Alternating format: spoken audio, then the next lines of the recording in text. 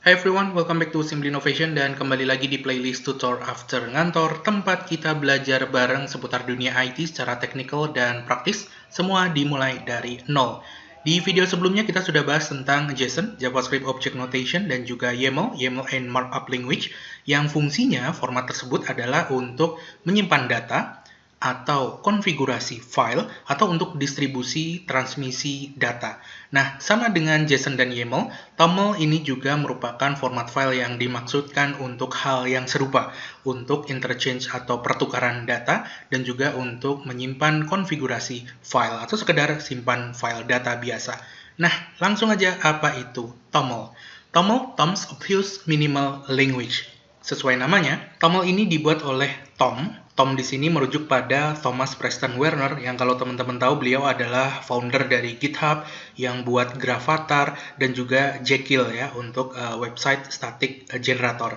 Nah, TOML ini dimaksudkan sebagai file format untuk konfigurasi yang minimal language-nya. Minimal di sini secara semantik ya, artinya dari kode untuk diterjemahkan ke bahasa manusia itu tidak terlalu banyak konfigurasi. Jadi orang pun membaca langsung paham maksudnya.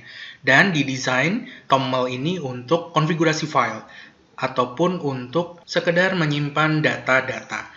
Nah, beberapa project yang besar ya, menurut saya besar, itu juga menggunakan TOML sebagai konfigurasinya. Misalnya database ada InfluxDB, nah itu konfigurasi filenya bisa kita gunakan .toml. By default juga ekstensinya untuk configuration filenya adalah .toml. Ada juga GitHub CI Runner, ya, itu juga menggunakan TOML sebagai konfigurasi filenya. Lantas bagaimana cara membuat file TOML dan bagaimana standar TOML yang valid?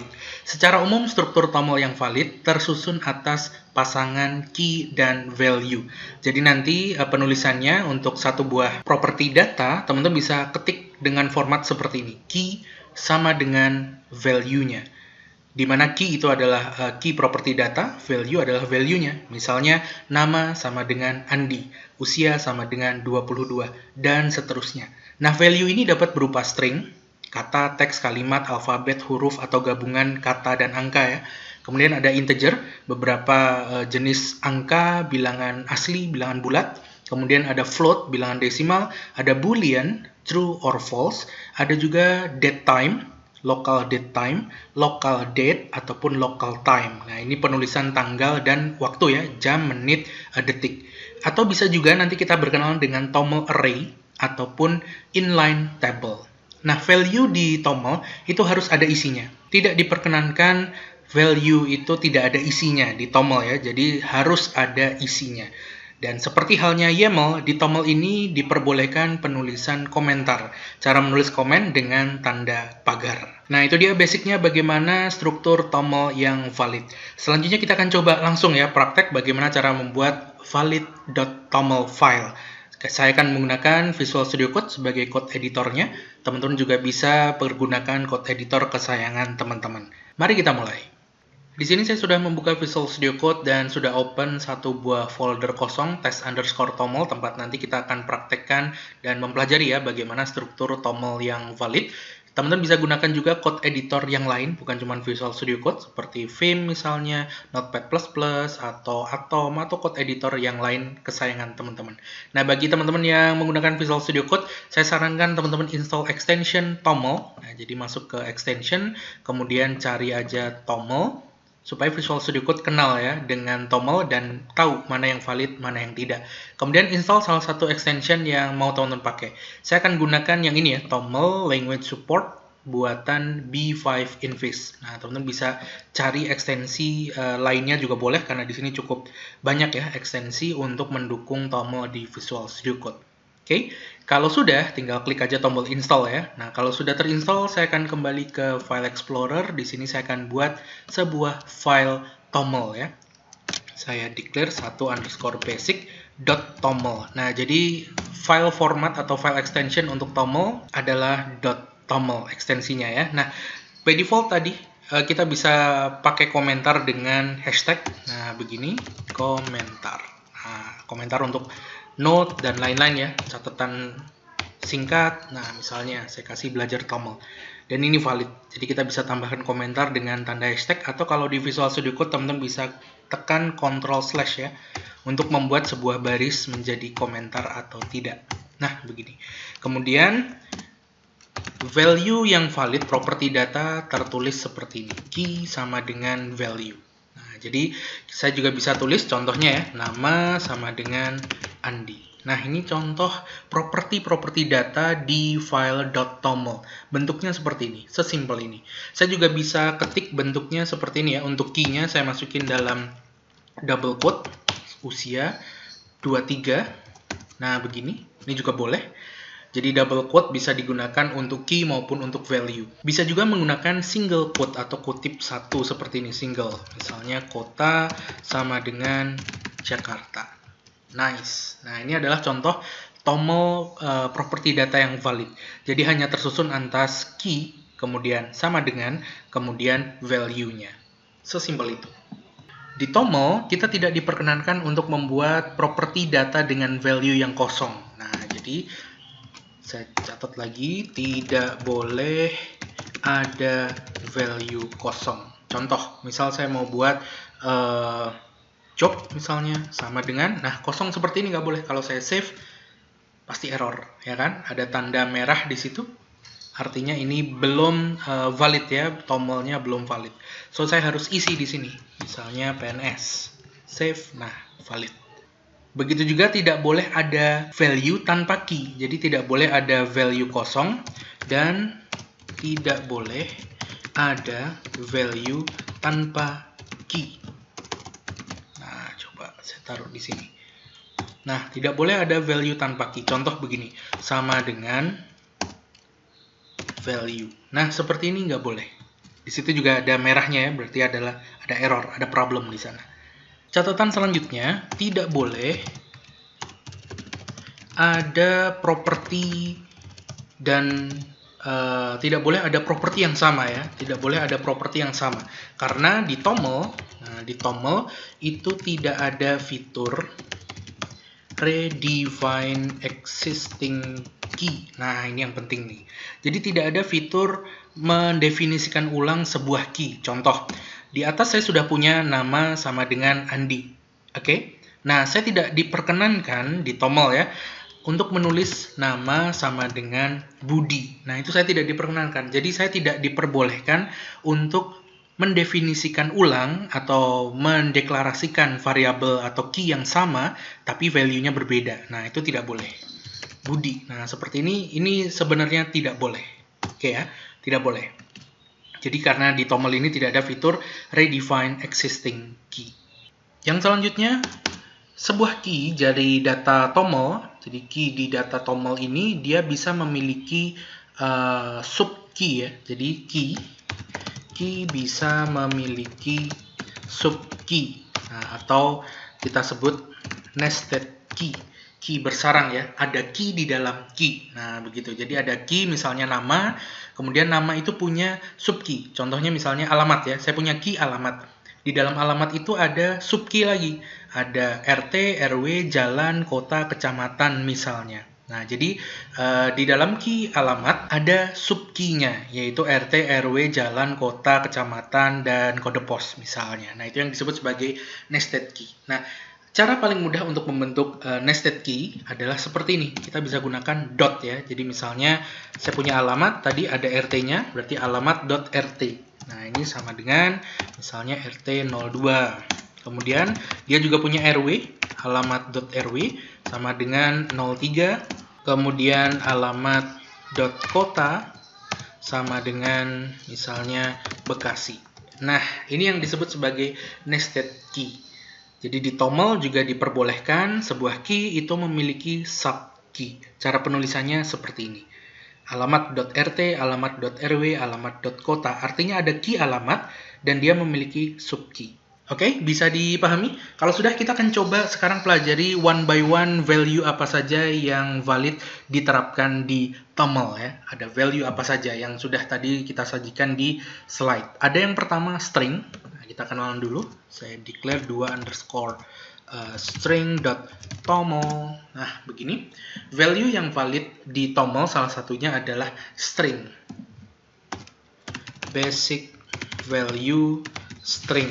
Nah, caranya tinggal declare aja seperti tadi ya, nama Andi, kemudian kotanya di Jakarta misalnya. Nah, ini value berupa string ya, atau berupa kata-kata, alfabet, huruf, gabungan kata dan angka, teks. Nah, itu juga termasuk dalam string. Bisa juga string ini kita tulis dalam bentuk multi-line ya, multi-baris, multi-line string. Karena bisa jadi mungkin value-nya tuh sangat panjang gitu kan ya. Jadi tidak mungkin kita tulis dalam satu baris. Supaya lebih rapi kita bisa tulis dalam beberapa baris, atau yang kita sebut sebagai multi-line string. Cara penulisannya adalah misalnya saya declare pesan gitu ya, key-nya sama dengan saya bisa declare 3 buah double quote, 1, 2, 3 seperti ini, ditutup dengan 3 buah double quote. Nah, pesannya kemudian saya tulis di dalam sini, misalnya bla bla bla bla bla bla bla bla bla. Nah, ini contoh multi-line string. Jadi nanti dia juga akan terbaca sebagai bla bla bla 3 baris ya, 3 baris. Bisa juga selain menggunakan double quote, bisa juga menggunakan single quote. 1, 2, 3, ditutup 1, 2, 3. Bla bla bla bla bla bla bla bla bla. Nah, ini valid. Jadi untuk string bisa menggunakan double quote, bisa juga single quote, termasuk yang key di atas tadi ya. Misalnya ini kota, provinsi sama dengan misalnya DKI Jakarta. Pakai single quote. Nah, kita coba pakai single quote. Nice, ini juga valid. Nah, itu basic tentang string. Jadi intinya kalau kita mau menerapkan value string ke toml file atau key toml, kita bisa gunakan double quote atau single quote.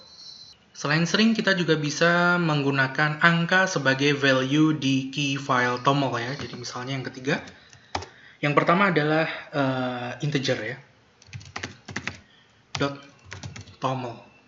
Nah, angka bilangan bulat asli gitu ya, tanpa desimal. Integer.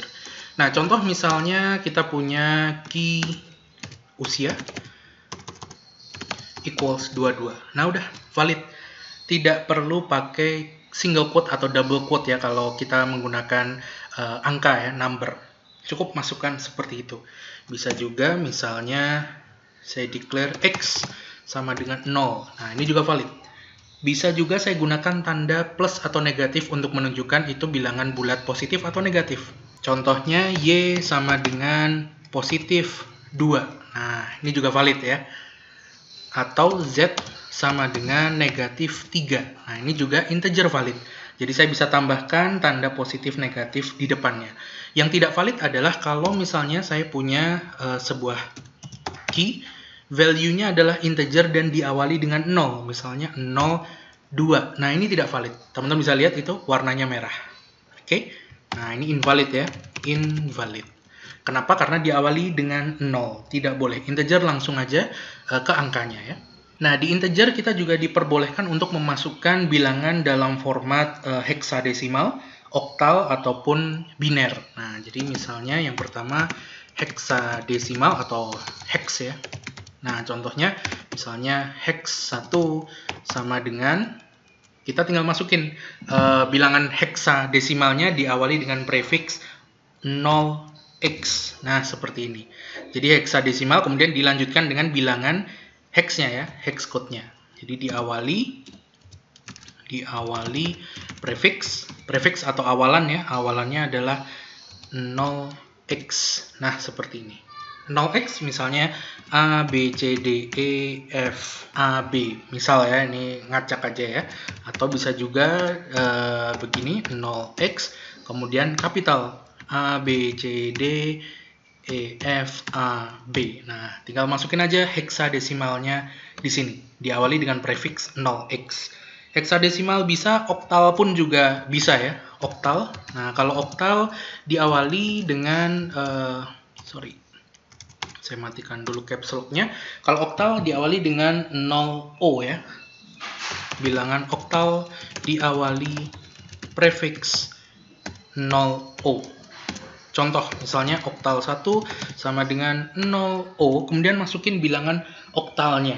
Misalnya 0, 1, 2, 3, 4, 5, 6, 7, 8. Misal ya. Oh, sorry. 7 aja. Kelebihan ya. Oktal 8 ya, harusnya 8 digit. Oke, tadi kelebihan.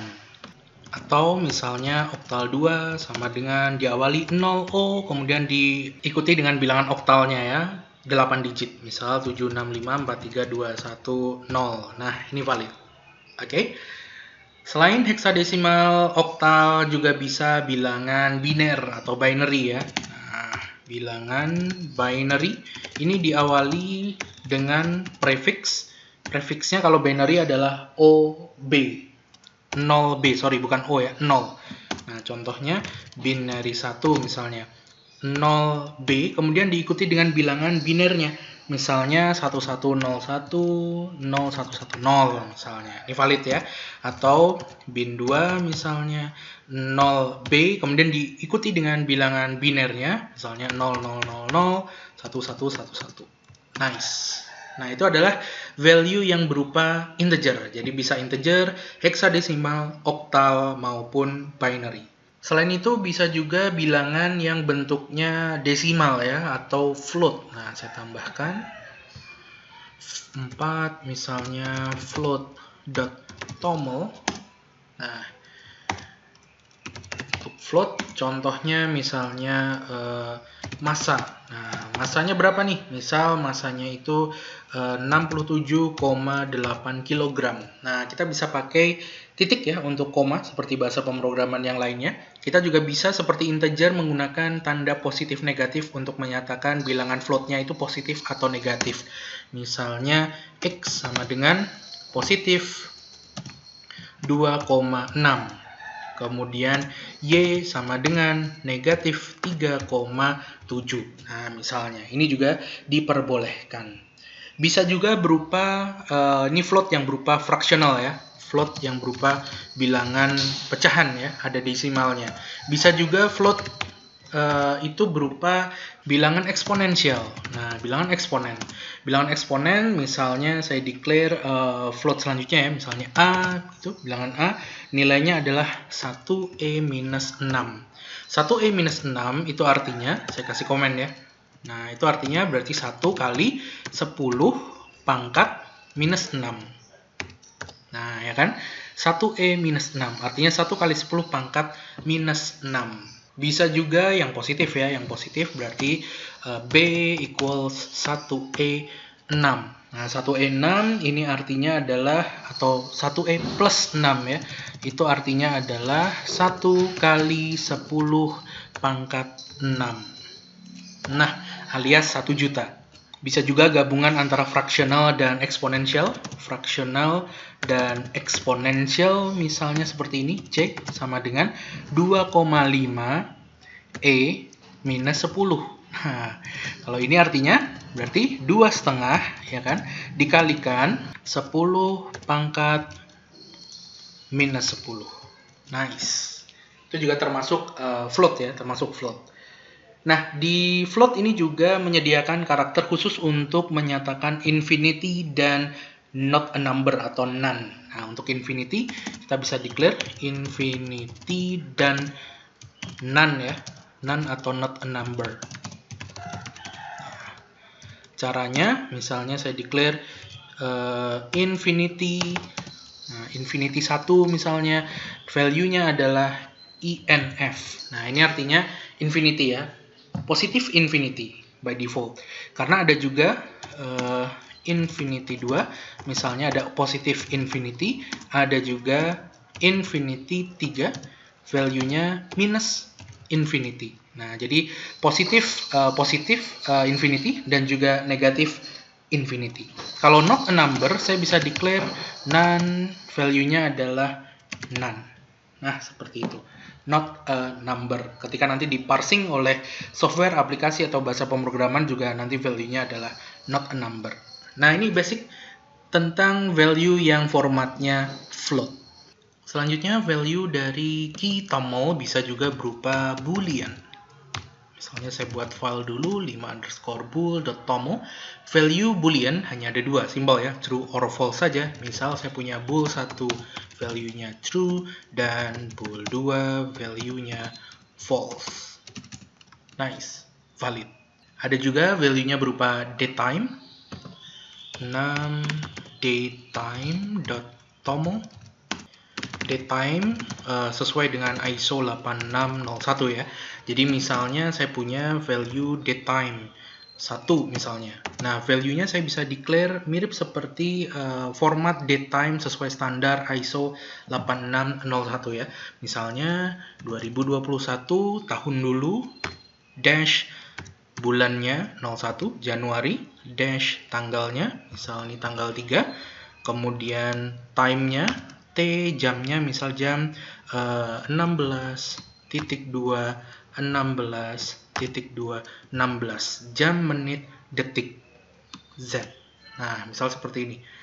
Atau bisa juga tanpa T itu ya, tapi dengan spasi. Jadi misalnya jadi seperti ini, DT 2 2021 0103 spasi jam, menit, detik.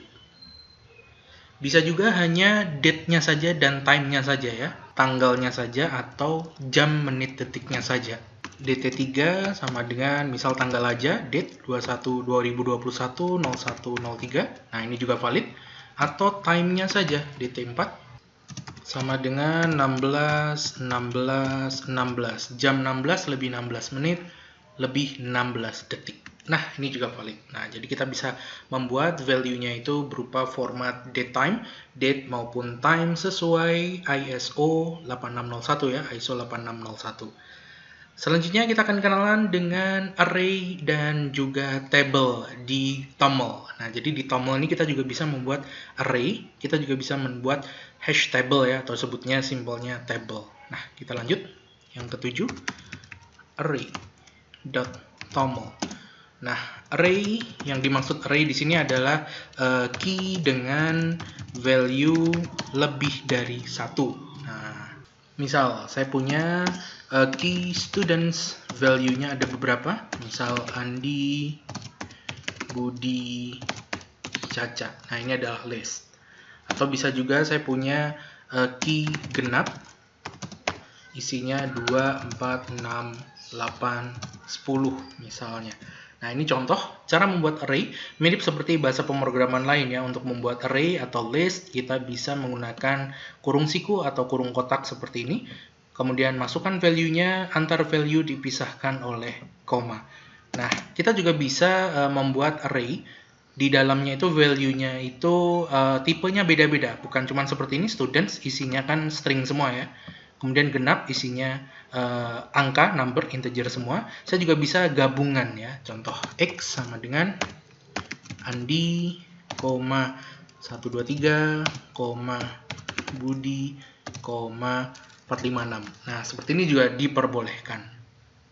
Atau ini juga bisa tertulis seperti ini. Supaya lebih rapi, misalnya saya bisa tulis seperti ini. Y sama dengan 12, 13, 14. Nah, ditulis mendatar ke bawah seperti ini juga dipersilahkan. Nah, ini yang disebut sebagai array, ya ini key yang value-nya itu ada lebih dari 1 ya. Maka kita bisa gunakan array dengan formatnya key sama dengan, kemudian masukkan kurung siku. Di dalam kurung siku itu ada value-value yang dipisahkan, antar value itu dipisahkan dengan tanda baca koma. So, itu dia array di format file toml. Selain array, kita juga harus kenal di toml ini yang disebut sebagai table. Nah, nomor 8, table. Apa itu table? Table pada dasarnya adalah key yang memiliki subkey, yang tadi kita praktekkan di awal ya. Jadi, key yang memiliki subkey, alias tadi nested key. Nah, jadi ini biasa disebut juga sebagai hash table ya, atau dictionary atau object ya. Disebut table di .toml file. Nah, gimana cara membuatnya? Sama seperti di awal tadi, ada beberapa cara penulisan. Nah, yang pertama adalah cara penulisan atau cara 1. Nah, cara 1 penulisannya seperti ini. Misalnya saya punya key namanya Andi gitu ya. Saya bisa declare andi.nama sama dengan Andi. Andi.usia sama dengan 20, Andi.kota sama dengan Jakarta. Nah, ini artinya saya punya key Andi. Di dalam key Andi itu ada 3 buah subkey atau nested key, yaitu nama, usia, dan kota. Nah, ini cara pertama. Atau bisa juga cara penulisan kedua, cara menulis table yang kedua. Saya bisa declare dulu main key-nya ya, atau key utamanya. Misalnya Budi. Nah, kalau tadi Andi ya, sekarang Budi. Nah, ini cara kedua. Kemudian di bawahnya kita tinggal tulis saja. Budi ini punya key apa saja. Misal dia punya nama, Budi. Dia punya usia, 21. Kemudian dia punya kota, Bekasi. Nah, ini cara kedua untuk menulis table ya. Jadi cara pertama kita menggunakan key utama dot subkey-nya, kemudian value-nya. Cara kedua kita deklarasi dulu main key-nya dalam kurung siku. Kemudian di bawahnya kita declare key apa saja yang dimiliki oleh main key yang kita tulis di dalam siku tersebut. Atau yang ketiga, nah cara ketiga bisa juga nih, cara ketiga. Untuk membuat table, kita tinggal declare aja, misalnya seperti ini. Yang ketiga saya punya key Caca, dia punya nama sama dengan Caca, kemudian koma, dia punya usia sama dengan 22, koma, kota sama dengan Bandung. Nah, misal seperti ini. Cara ketiga penulisannya mirip seperti dictionary atau objek ya pada bahasa pemrograman lazimnya, yaitu dengan menggunakan kurung kurawal, kemudian diikuti dengan subkey dan value-nya ya, subkey dan value-nya. Jadi Caca itu main key-nya, di dalam Caca itu ada subkey nama, usia, dan kota beserta value-nya. Nah, itu dia yang disebut dengan table. Kita sudah mempelajari array dan table, dan biasanya di dalam toml file itu sering terjadi penggabungan ya antara array dan table. Kombinasinya sangat sering sekali dipergunakan. Yang paling sering adalah bentuknya array, di dalamnya mengandung table. Jadi list of table ya. Nah, kita akan pelajari contoh kombinasinya. Yang ke-9, array of table.toml. Nah, array of table ini pada dasarnya adalah ada sebuah array tadi, key yang value-nya lebih dari 1, oke? Kemudian di dalam array ini, isi dari setiap propertinya atau setiap properti datanya itu berupa table yang barusan kita pelajari. Ilustrasinya seperti ini, student di kelas IPA 1 misalnya, itu ada yang pertama Andi, usianya 16 tahun. Kemudian asal dari Depok. Nah, kemudian yang kedua ada Budi, 16 tahun, asal Bogor. Dan yang ketiga misalnya ada Caca, 16 tahun, asal Bekasi. Nah, seperti ini. Jadi saya bisa membuat sebuah array dengan nama student. Di dalamnya itu nanti ada 3 buah properti utama, yaitu Andi, Budi, Caca, masing-masing berupa table ya. Andi punya nama, usia, dan asal. Budi punya nama, usia, asal. Caca punya nama, usia, asal. Oke, gimana caranya sekarang? Kita bisa declare ya. Kita bisa declare student. Caranya student misalnya, kemudian ini kita masukkan dalam double array. Nah, seperti ini, student.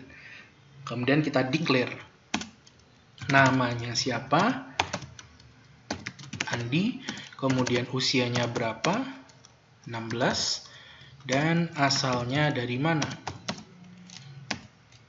Depok. Nah, seperti ini. Kemudian untuk mengisi data selanjutnya, saya bisa copy paste, taruh di sini.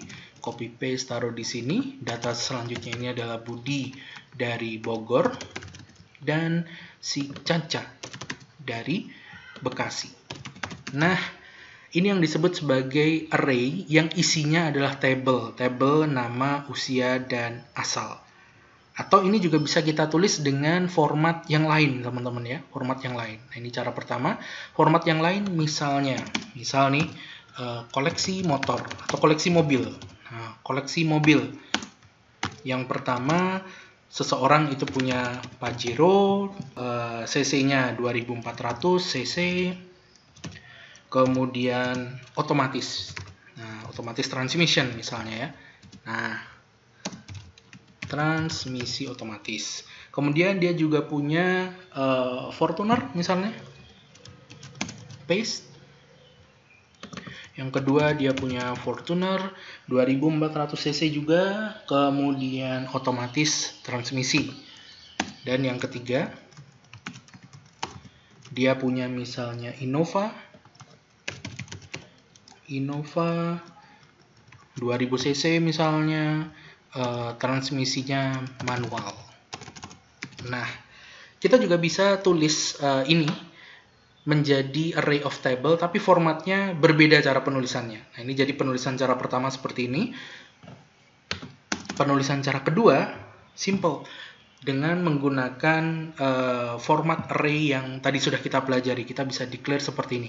Tadi kan array kita bisa buat dengan kurung siku, table kita bisa buat nih cara ketiga, seperti ini, ya kan, pakai kurung kurawal. Nah, array of table kita bisa tulis seperti ini. Jadi misalnya mobil atau koleksi mobil gitu ya. Koleksi mobil sama dengan list. Nah, di dalam list ada table. Nah, tablenya dia punya nama, cc, dan otomatis transmisi. Misalnya nama sama dengan Pajero, ya kan? Kemudian dipisahkan dengan koma, cc-nya sama dengan 2400. Dan automatic misalnya true or false gitu ya, automatic true. Nah, saya tinggal copy nama, yang kedua Fortuner cc 2400 automatic true, yang ketiga Innova cc 2000 automatic false karena dia manual, ya kan. Nah, jadi ini adalah dua cara untuk menuliskan array of tables. Jadi array isinya adalah table-table. Nah, itu dia video tutor after ngantor untuk episode kali ini seputar TOML, Terms of Use Minimal Language. Kita sudah mempelajari fungsi kegunaannya adalah untuk konfigurasi file, atau untuk transmisi dan distribusi data, atau sekedar untuk menyimpan data. Formatnya sudah kita pelajari, value-value yang diperbolehkan juga kita pelajari, bahkan kita juga sudah mengenal apa itu array dan table dari TOML file. Untuk rangkuman atau summary-nya sudah saya sertakan di GitHub, sudah saya sertakan link ada di deskripsi video YouTube ini. Terima kasih sudah menyimak, semoga bermanfaat dan sampai jumpa di tutor after ngantor selanjutnya. Sampai jumpa, bye-bye.